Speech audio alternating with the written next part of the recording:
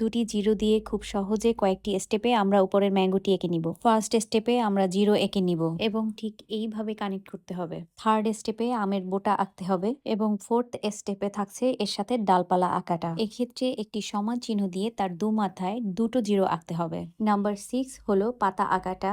আমরা এক্ষেত্রে জানি আম পাতা সাধারণত একটু লম্বাটে হয়ে থাকে। পাতাটি একবারে এঁকে এর ভেতরের পার্টটা এভাবে এঁকে নিতে হবে। এবার ভেতরে যে অপ্রয়োজনীয় অংশগুলো আছে সেগুলো আমরা একটি ইরেজারের সাহায্যে এভাবে মুছে ফেলবো। কালারের ক্ষেত্রে আমি যে মার্কারগুলো ব্যবহার করি ওগুলো দিয়ে সাধারণত এভাবে কালার মিক্স অ্যান্ড ম্যাচ করা যায় না। এজন্য আমি কিছু ক্রেয়ন নিয়েছি।